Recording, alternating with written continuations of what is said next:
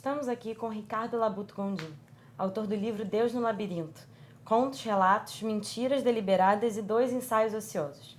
E vamos falar um pouco sobre o livro. Ricardo, como foi o processo de escrita desse livro? Bom, alguns dos contos eu já haviam sido publicados pela imprensa, né?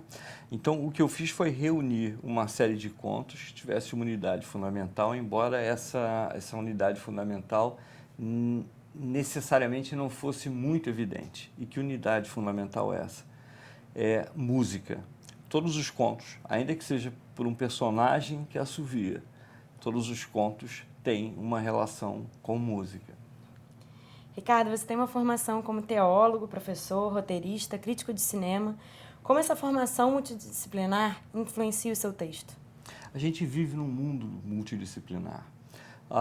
Por volta de 1860, mais ou menos por aí, um homem era dotado de 75% do conhecimento necessário para executar qualquer tarefa. Então, por exemplo, um especialista numa dada atividade, na segunda metade do século XIX, ele detinha 75% do conhecimento necessário para executar essa tarefa. Hoje em dia, no século XXI, a gente tem menos de 15%. Então, a multidisciplinaridade ela é um elemento intrínseco à sociedade do século XXI.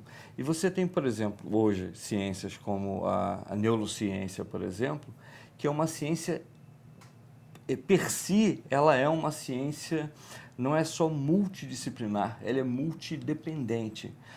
A neurociência, ela depende da eletrônica, ela depende da informática, ela depende da biologia, ela depende de todas as ciências de um modo geral.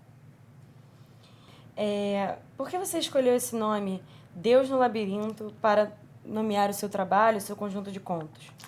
Deus no Labirinto é o título de um dos contos do livro, são 9 contos e 2 ensaios.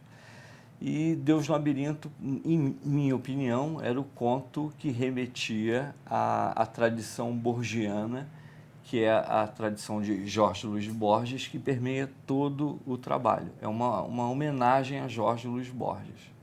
E esse conto é bem emblemático. Você acha que é um resumo do livro? Eu não creio que seja um resumo do livro, mas esse conto tem uma característica especial, porque ele é um conto escrito em forma sonata.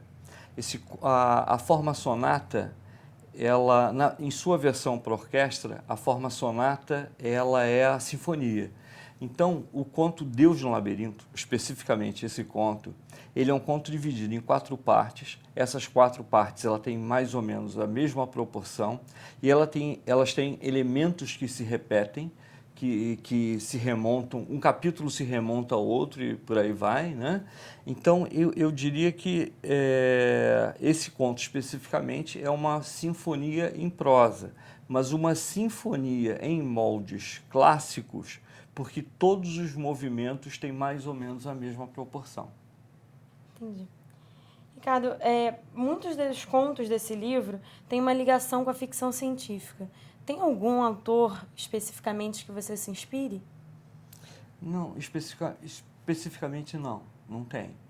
Mas é porque a gente vive numa sociedade tecnológica e é impossível. Aquilo que a gente considerava antigamente como ficção científica, ela já é um elemento quase palpável em algumas circunstâncias, né?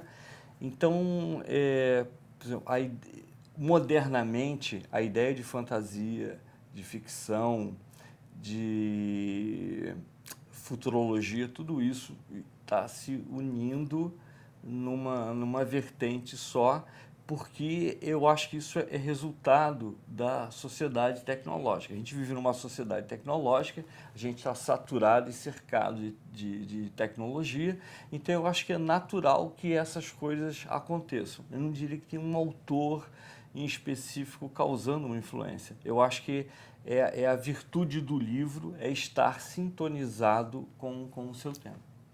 Tem algum autor que você se inspire para escrever? São autores que você goste muito, que você... Beethoven. Eu não me inspiro no autor, me inspiro num compositor, porque Beethoven é o domínio máximo da estrutura, Beethoven, ele é paradigmático, ele é econômico nos seus recursos, ele é simples, ele é direto. Então, se eu tivesse que apontar uma influência, especialmente no Deus do Labirinto, eu não apontaria a influência de um autor, eu apontaria a influência de um compositor, Beethoven. Muito legal. E se isso fosse reconhecido, eu ia ficar muito feliz. Obrigada, Ricardo. Foi um Muito prazer. obrigada pela Eu que entrevista. agradeço.